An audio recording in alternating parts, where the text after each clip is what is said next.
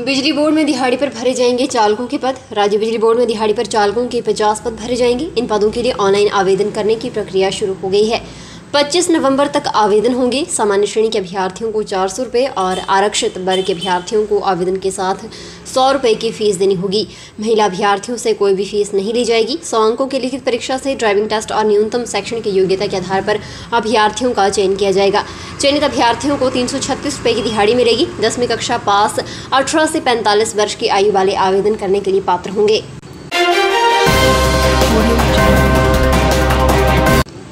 भालुओं ने हमला कर 2 युवकों को किया लहूलुहान। कुल्लू जिले में ग्राम पंचायत गाड़ा पारली में भालुओं ने 2 युवकों पर हमला कर उन्हें लहूलुहान कर दिया। घायल युवकों के सिर, हाथ और पैर पर जख्म हो गए हैं। परिजन ग्रामीणों की मदद से घायल अवस्था में उन्हें उपचार के लिए सामुदायिक स्वास्थ्य केंद्र सेंच लेकर पहुंचे। ग्रेट हिमालयन नेशनल पार्क के तहत आने वाले इस पंचायत के लोग घटना से दहशत में हैं। जानकारी के मुताबिक गुरुवार देर शाम करीब 8 बजे दोनों युवक लपाह गांव में महिला का अंतिम संस्कार कर बनाऊजी अपने गांव लौट रहे थे, लेकिन रास्ते में 2 भालुओं ने इन पर जानलेवा हमला कर दिया, जिसमें ये दोनों पूरी तरह से जख्मी हो गए। सड़क सुविधा न होने के कारण उन्हें उपचार के लिए रात को नहीं लाया जा सका।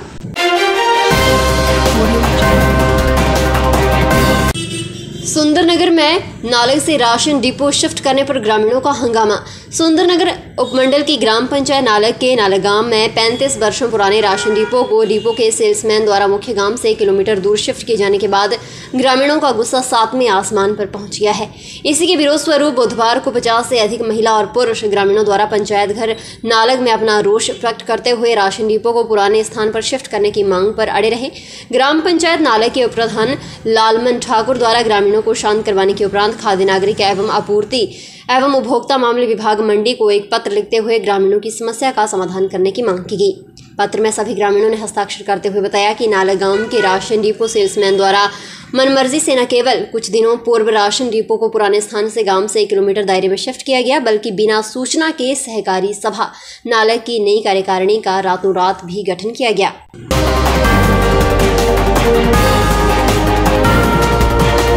निरमंड में खाई में गिरी कार, 2 शिक्षक हुए घायल।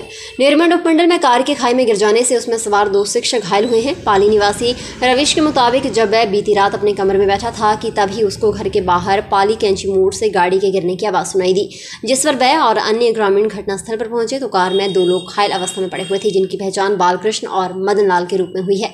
दोनों को रामपुर अस्पताल में उपचार के लिए पहुंचाया गया। दोनों शिक्षक ब्रॉ से पाली जा रहे थे। पुलिस ने मामला दर्ज कर छानबीन शुरू कर दी है। चोरों ने उड़ाई ज्वालीवासियों की नींद। लुटेरों ने बनाड़ा के 3 घरों को बनाया निशाना। उपमंडल ज्वाली के अधीन चोरियों का सिलसिला बदस्तूर जारी है और लोगों की नींद हराम हो गई है। पंचायत खरोटा के गांव बनाड़ा में 3 घरों में चोरी की वारदात को अंजाम दिया गया, जिससे लोग सहमे हुए हैं। चोरों ने बनाड़ा निवासी लखविंदर सिंह के घर में खिड़की की जाली को तोड़ने का प्रयास किया। साथ ही बनाड़ा निवासी केवल सिंह के घर में घुसकर ट्रंक को उठाकर ले गया और उसके अंदर रखे 2000 रुपये चुरा लिए। ट्रंक को खेत में छोड़ दिया। इसके बाद मिलाप सिंह के कच्चे मकान की छत पर रखी पेटी के ताले तोड़कर सामान चुराने की कोशिश की। मामले की सूचना मिलने के बाद पुलिस जांच में जुट गई है। सब्सक्राइब करें हमारे YouTube चैनल को और ताज़ा खबरों की नोटिफिकेशन पाने के लिए प्रेस करें बेल आइकन को।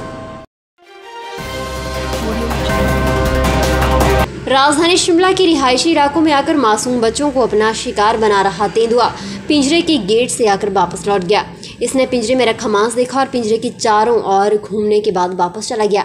यहाँ पिंजरा कनलों के साथ लगते जंगल में लगाया गया है। पिंजरे के आसपास तेंदुए की मूवमेंट हुई है या नहीं, इसके लिए पिंजरे के बाहर ताज़ी नरम मिट्टी बिछाई। वन विभाग के अनुसार रात को तेंदुआ यहाँ आया था। पिंजरे के बाहर जो मिट्टी बिछी थी, सुबह वहाँ तेंदुए के पंजों के कई निशान मिले। ये निशान काफ़ी बड़े हैं। विभाग ने इसके निशान सबूत के तौर पर रख लिए हैं। पंजों के बड़े निशान देखकर माना जा रहा है कि तेंदुआ बड़ा है। वन विभाग के अनुसार तेंदुआ और कुत्तों के पंजों के निशान अलग होते हैं। ऐसे में बड़े पंजे के निशान तेंदुए के ही हैं। वन विभाग तेंदुए को पकड़ने के अभियान के तहत इसे एक छोटी कामयाबी मान रहा है। विभाग का कहना है कि तेंदुए ने अपना शिकार देख लिया है। हिमाचल प्रदेश के किन्नौर जिले में सांगला की बुरन घाटी में 2 लोगों की मौत हो गई। बरुआखट के समीप 2 लोगों के शव मिलने से क्षेत्र में सनसनी फैल गई है।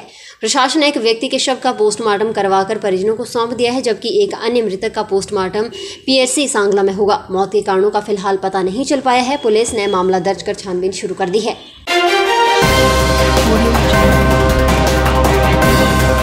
सुंदरनगर की बीएसएल नहर में खियूरी नामक स्थान पर डूबे युवक की तलाश के दौरान एनडीआरएफ बटालियन पंडोह के गोताखोर की मौत हो गई।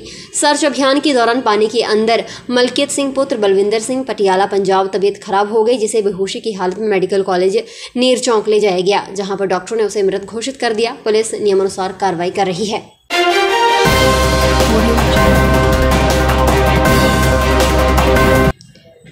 मुख्यमंत्री जयराम ठाकुर ने मलाना के प्रत्येक प्रभावित परिवारों को 1.5 लाख रुपए देने की घोषणा की।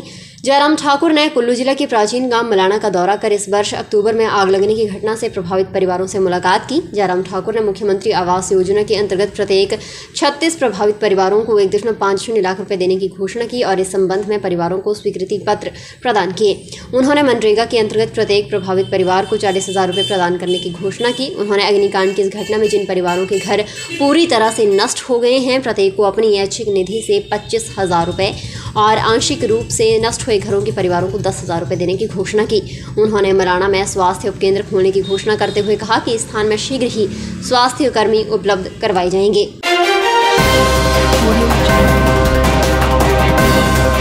शिक्षा विभाग में भरे जाएंगे कलाध्यापक के 22 पद। उपनिदेशक एलिमेंट्री एजुकेशन ऊना में कलाध्यापक के 22 पद अनुबंध आधार पर अधिसूचित किए गए हैं। इस संबंध में जानकारी देते हुए जिला रोजगार अधिकारी ऊना अनीता गौतम ने बताया कि कलाध्यापक की भर्ती हेतु अनारक्षित श्रेणी में 17 और ईडब्ल्यूएस श्रेणी में 5 पद 2005 बैच के अभ्यर्थी पात्र होंगे। उन्होंने बताया कि इन पदों के लिए शैक्षणिक योग्यता 12वीं से 50% अंकों के साथ उत्तीर्ण या फिर कला अध्यापक में 2 साल का डिप्लोमा होना अनिवार्य है। कला स्नातक फाइन आर्ट्स के साथ 50% अंक या फिर स्नातकोत्तर फाइन आर्ट्स के साथ पास होना अनिवार्य है। उन्होंने बताया कि इन पदों के लिए आयु सीमा 18 से 45 वर्ष निर्धारित की गई है।